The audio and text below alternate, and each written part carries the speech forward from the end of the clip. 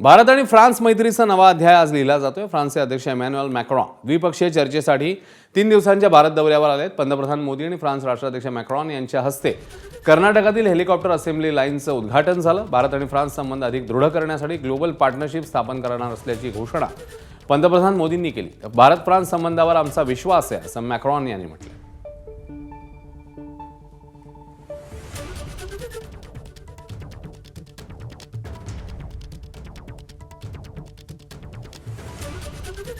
या संदर्भात भारत आणि फ्रान्सचे संबंध अधिक दृढ झाले आहेत याबद्दल खात्री देण्यात आली आहे। दोन्ही नेत्यांकडून फ्रान्स आणि भारत जगाला खूप काही देऊ शकतात असा विश्वासही या नेत्यांकडून व्यक्त करण्यात आला आहे।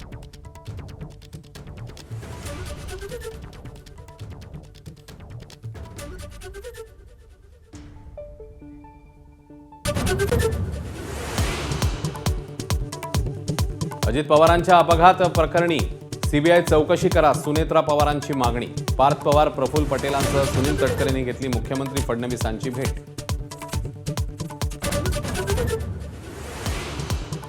उपमुख्यमंत्री सुनेत्रा पवार ॲक्शन मोडमध्ये। अल्पसंख्याक दर्जाच्या खैरातीबाबत सखोल चौकशीचे आदेश, तर मंत्रालयातल्या लाचखोरीवरूनही मंत्र्यांकडे नाराजी व्यक्त।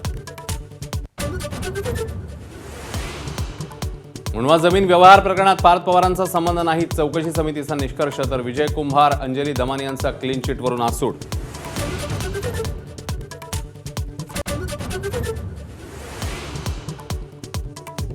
विमान अपघातानंतरच्या भीषण आगीमुळे ब्लॅक बॉक्सचं मोठं नुकसान, हवाई खात्याकडून निवेदनाद्वारे माहिती। फ्लाईट डेटा रेकॉर्डरचं कॉकपिट व्हॉइस रेकॉर्डरचाही सखोल तपास होणार। अजित पवारांच्या विमानातील ब्लॅक बॉक्सही राजकारणापासून सुरक्षित नाही, रोहित पवारांची पुन्हा शंकेची सुई, तर ईडीसह तपास यंत्रणांच्या कार्यक्षमतेवरही बोट। टिपू सुलतान संदर्भातल्या वक्तव्यावरनं हर्षवर्धन सपकाळांची दिलगिरी, तर भंडारा अहिल्यानगरसह ठिकठिकाणी सपकाळांविरोधात आंदोलनं।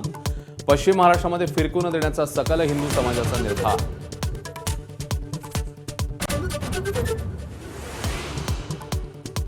महादेव मुंडे हत्येप्रकरणी नार्को टेस्ट झाल्यास सत्य समोर येईल, ज्ञानेश्वरी मुंडेंना विश्वास। दोघांची नार्को तर एकाची ब्रेन मॅपिंग टेस्ट होणार असल्याची माहिती। एसआयटी स्थापनेनंतर चौकशी लपेल।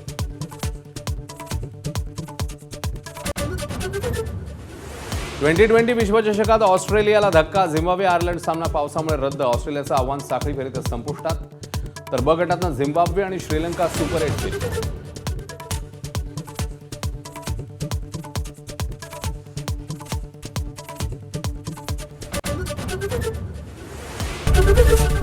एबीपी माझा, उघडा डोळे बघा नीट।